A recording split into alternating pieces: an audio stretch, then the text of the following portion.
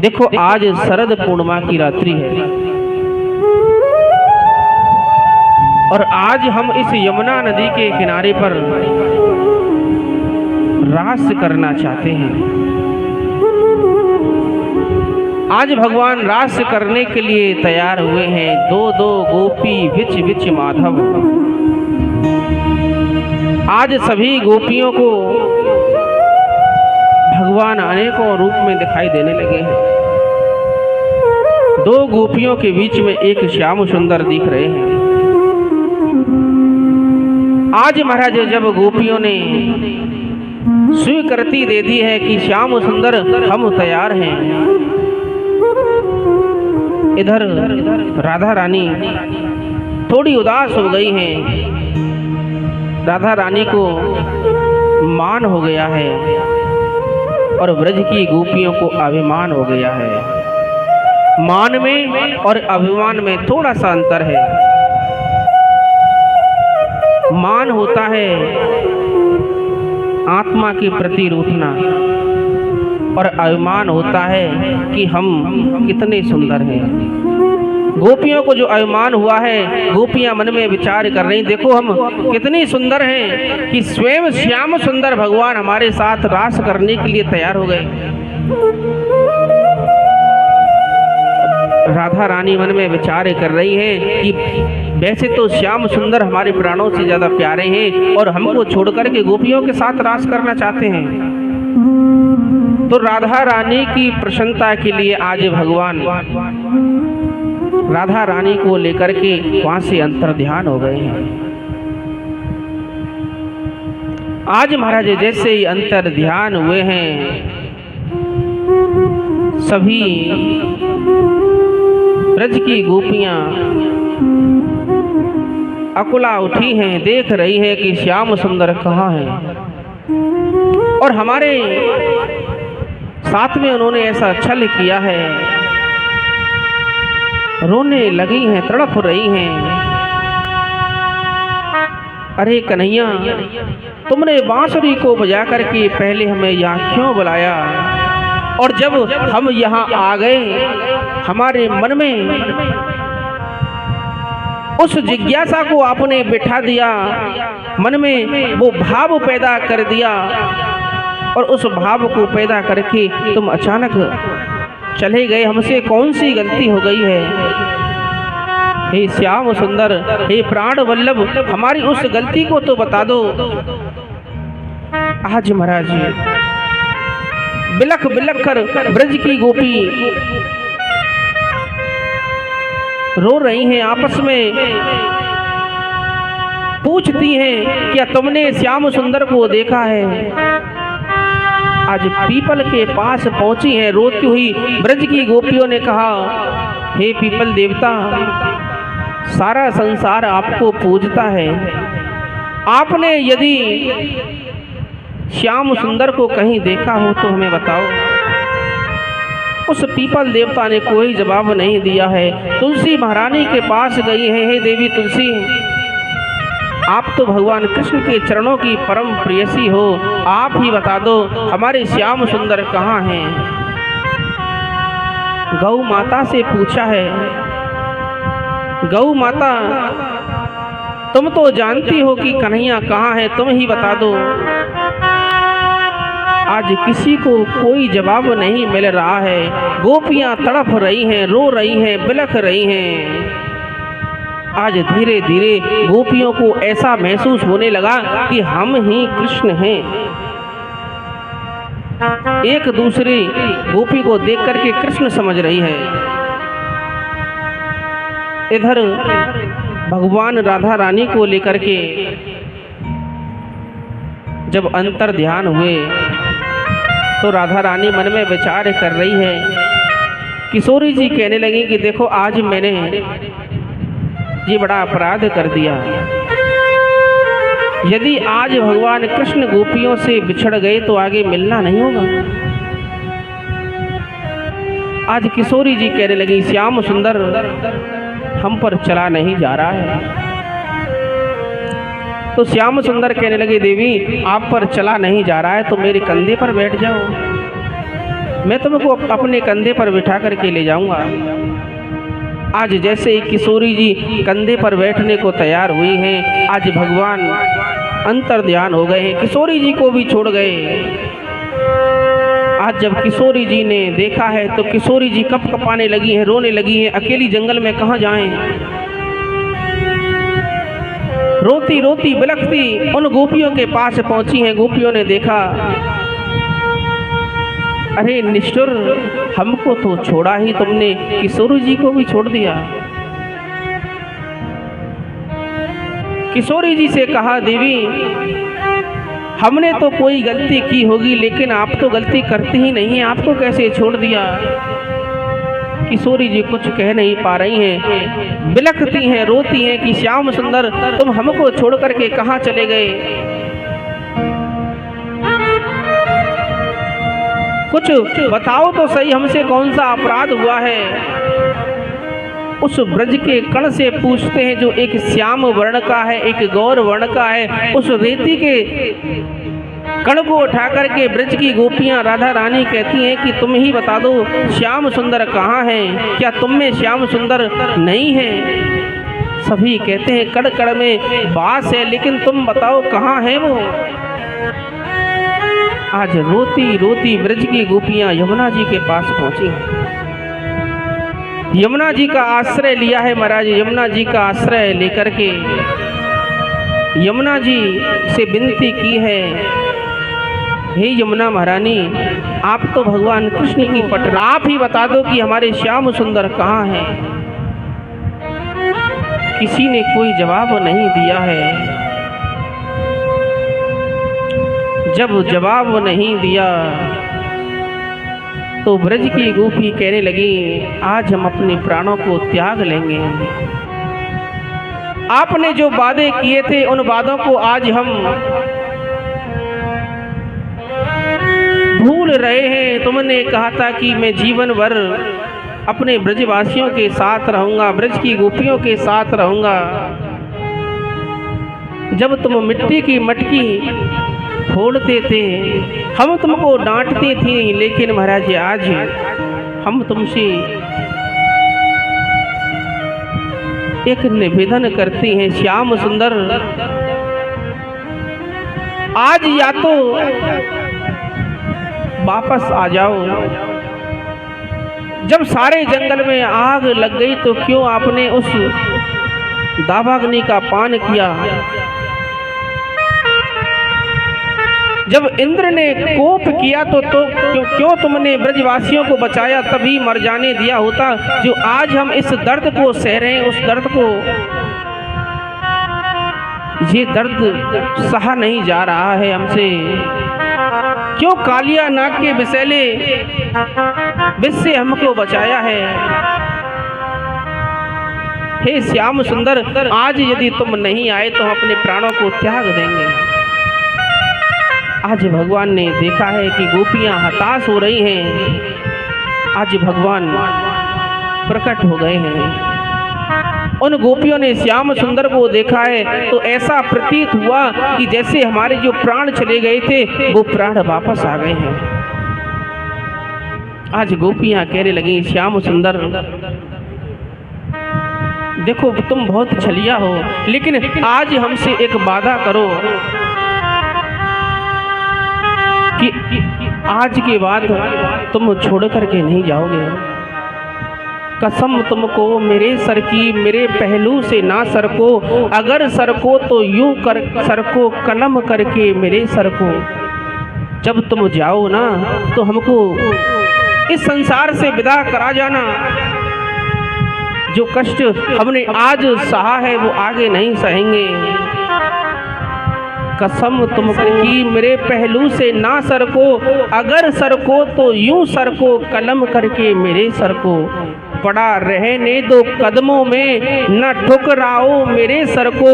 मजा उल्फत में तब आए, ना मैं सरकूं ना तुम सरको। अपनी इस बात से हट मत जाना। आज भगवान बड़े प्रसन्न हुए हैं। देवियों, मैं तुम्हारी इस बात से संतुष्ट हूँ। मैं रास करने को तैयार हूँ। आज भगवान रास करने को तैयार हुए हैं महाराज। एक और बाधा आ गई, कामदेव जी महाराज। आज कामदेव जी जब प्रकट हुए हैं, भगवान कहने लगे देखो यहाँ जीव और आत्मा का मिलन है, या काम का कोई काम नहीं है, काम नहीं माना है। आज भगवान ने काम को उल्टा लटका दिया है। जहाँ राम तह काम नहीं,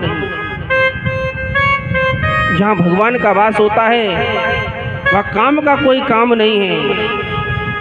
आज महाराज श्री धाम वृंदावन में रास लीला की तैयारी हो रही है। इधर माता पार्वती अपना 16 श्रृंगार कर रही हैं। देखो वृंदावन में यदि कोई अभिमानी है तो अभिमानी का प्रवेश नहीं है। वृंदावन से बाहर बेल वन है, कभी आपने दर्शन किए हों। लक्ष्मी जी को अभिमान हुआ था, महाराष्ट्र में आई थी लेकिन वहीं रोक दिया। अभिमानी का यहाँ कोई काम नहीं है। ये वृंदावन प्रेम की नगरी है, यहाँ अभिमान का कोई काम नहीं है महाराज।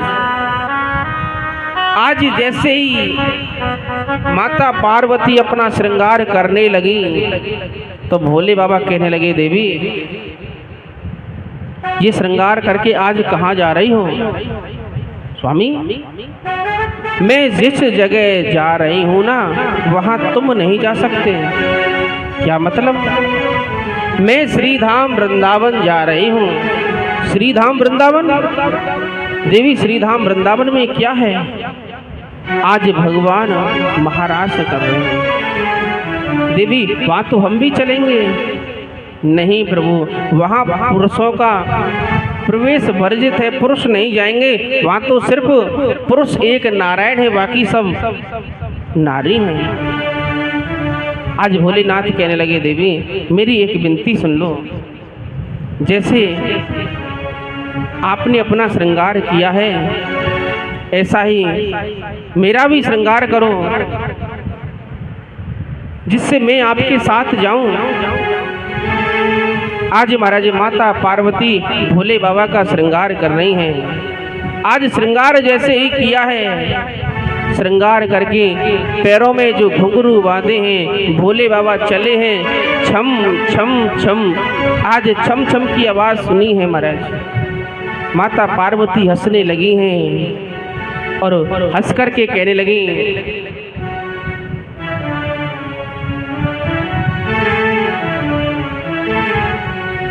हर एक दिना भोले भंडारी बन करके ब्रजनारी वृंदावन आ गए हैं। वृंदावन आ गए हैं, वृंदावन आ गए हैं। एक ही दिना भोले भंडारी बन करके ब्रजनारी वृंदावन आ गए हैं। वृंदावन आ गए हैं, वृंदा आ गए हो। पार्वती जी मन्ना की हारी ना माने त्रिपुरारी वृंदावन आ गए हैं। वृंदावन आ गए हैं।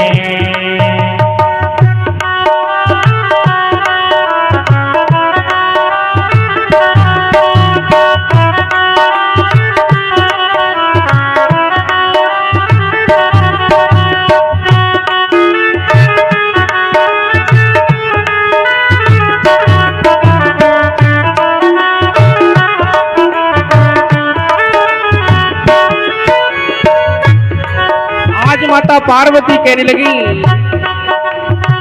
पार्वती से बोले मैं भी चलूंगा तेरे साथ में, तेरे साथ में। पार्वती से बोले मैं भी चलूंगा तेरे साथ में, तेरे साथ में। राधा संग श्याम नाचे मैं भी नचूंगा तेरे साथ में, नचूंगा तेरे साथ।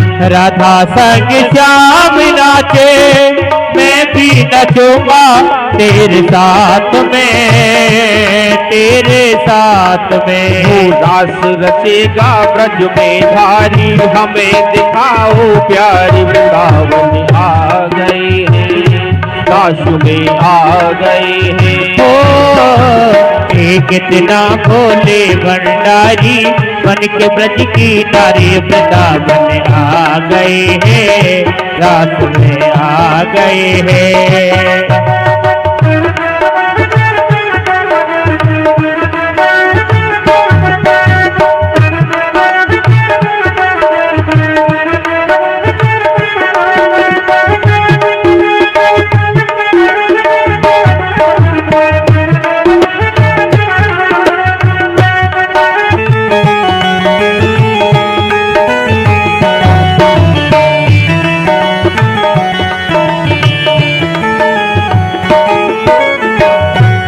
मेरे भोले स्वामी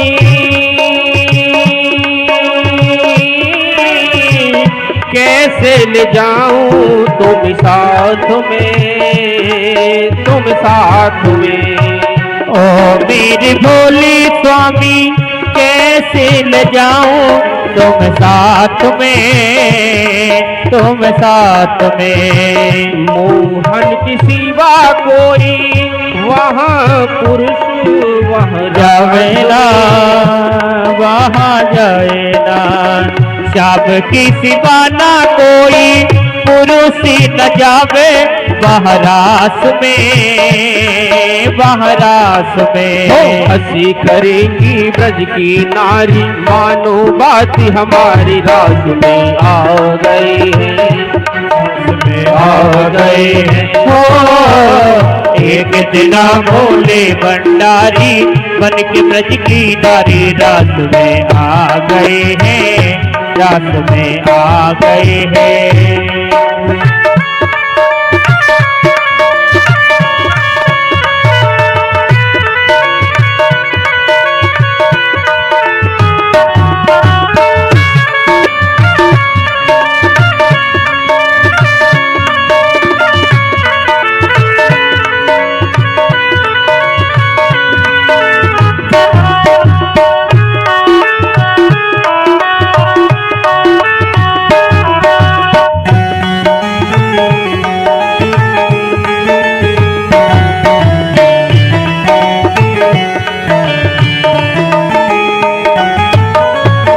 आज भगवान भोलेनाथ कहने लगे, देवी ऐसा सजा दो मुझे, जाने न जाने इस राज को, इस राज को।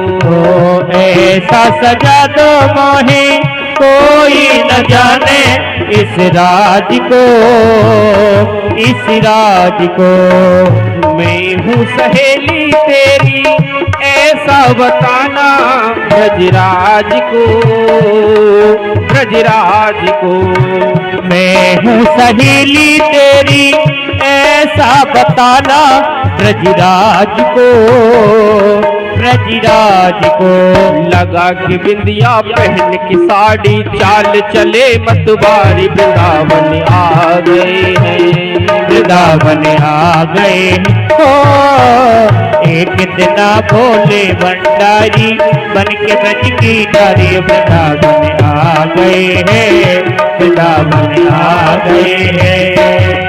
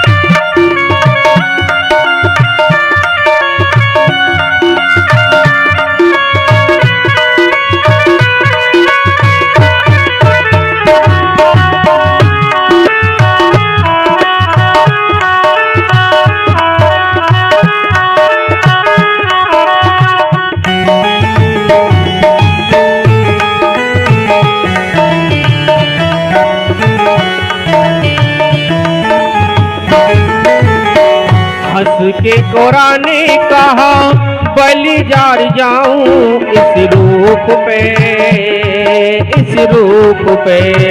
हंसी के गोरा ने कहा बलिहार जाऊं इस रूप पे, इस रूप पे। एक दिन मुरारी आए, एक दिन तुम्हारे लिए आए मुरारी इस रूप में, इस रूप में। एक दिन तुम्हारे लिए, एक दिन तुम्हारे लिए आए मुरारी इस रूप में, इस रूप में। मोहन रूप बनाया मुरारी, अब है तुम्हारी बारी, वृंदावन आ गए हैं, वृंदावन आ गए हैं। हो कितना भोले भंडारी बन के ब्रज की नारी, वृंदावन आ गए हैं, वृंदावन आ गए हैं।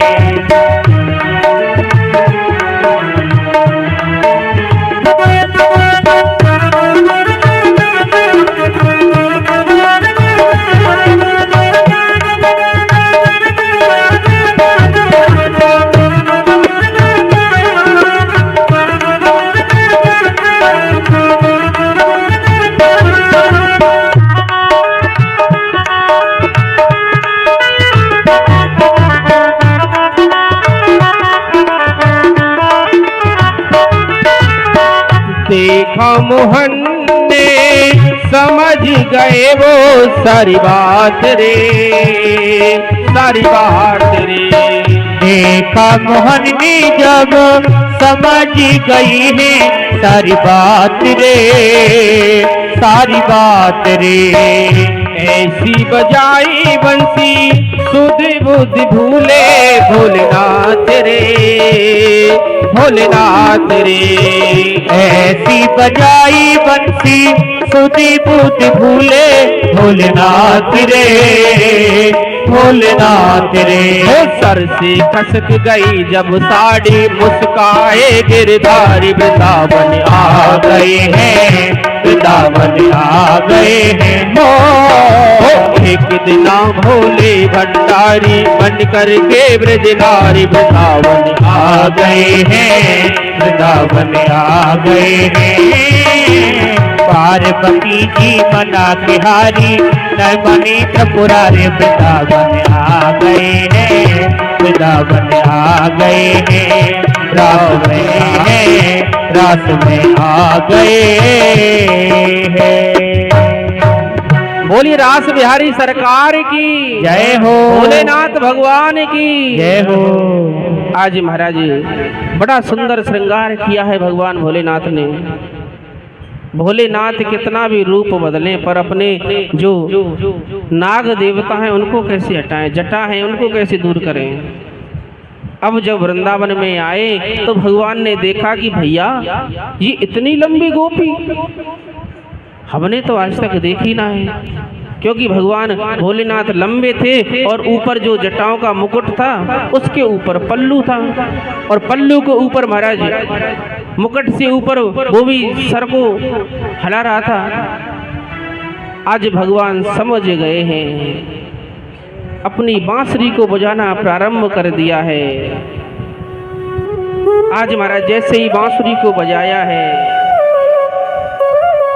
आज भगवान कहने लगे, अरे गोपियों, वृंदावन के रास में पहुँचे जाए महेश, मिल सखियन के झुंड में कर गोपिन को भेष। आज गोपिन के वेश में कोई और आ गयो दिखे। आज शंकर भगवान को कुछ पता नहीं कि श्याम सुंदर क्या कह रहे, वो तो बांसुरी की धुन पर मुग्ध है। नारायण ब्रज भूमि को शुरपत नवाए माथ, और यहाँ आए गोपी भय श्री गोपेश्वर नाथ। आज भगवान कहने लगे, अरे गोपियों के नाथ, अरे भोलेनाथ, मैं गोपियों का नाथ और तुम भोलेनाथ, इसलिए आज तुम्हारा नाम हमने रख दिया है गोपेश्वर महादेव। बोलिए गोपेश्वर महादेव की जय हो। आज महाराज जैसे ही भगवान को देखा है भोलेनाथ शर्मा गए हैं। माता पार्वती के पीछे छुप गए हैं। माता पार्वती कहने लगी, स्वामी आप क्यों छुप रही हो? उनसे छुप रहे हो जो एक बार तुम्हारे लिए स्त्री बने हैं। आज भगवान जान गए हैं। भोलेनाथ कह रहे हैं कि हम और ये एक हैं, हमें कोई अंतर नहीं है, लेकिन लीला की दृष्टि से भेद करना पड़ता है। आज भगवान को प्रणाम किया है। आज महाराज पहुंच गए हैं अपने कैलाश पर्वत पर। हम सभी ईश्वर के अंश हैं, तो हमको भी विचार करना चाहिए कि ईश्वर के अंश तो हैं, लेकिन ईश्वर की प्राप्ति कैसे होगी। प्रथम द्वितीय दिवस की कथा में बताया था, साधन धाम मोक्ष कर द्वारा। मुक्ति का साधन इसी मनुष्य योनि से हो सकता है। इसलिए आपको क्या करना है, जो घर में अपने बच्चे हैं उनसे रामचरितमानस का पाठ कराएं, सुंदरकांड का पाठ कराएं, भगवत गीता का पाठ कराएं, हनुमान चालीसा पढ़ाएं। उनको बताएं कि बेटा देखो रामायण में क्या लिखा हुआ है कि प्रातः काल उठ के रघुनाथा, मात पिता गुरु नावई माथा। कि भगवान राम ने और भगवान कृष्ण ने अपने माता पिता के पैर छुए हैं, तो बेटा तुमको भी छूना चाहिए। अब इससे क्या फायदा है, उनको फायदा भी बताएं। अभिवादन शीलस्य नित्यम वृद्धोपसेवना, चत्वारि तस्य वर्धन्ते आयुर्विद्या यशोबलम। ऐसा करने से, बुजुर्गों का सम्मान करने से, अपने बड़ों का आदर करने से, उनके पैर छूने से 4 चीज मुफ्त में मिल जाती है महाराज। आयु, विद्या, यश और बल। और हमको भी करना है। कलयुग केवल नाम आधारा, सुमर सुमर नर उतरई पारा। हमको भी नाम का जप करना है। आज महाराज भगवान ने महारास की लीला की है। आज लीला करके गोपियों को ऐसे लगा है जैसे कि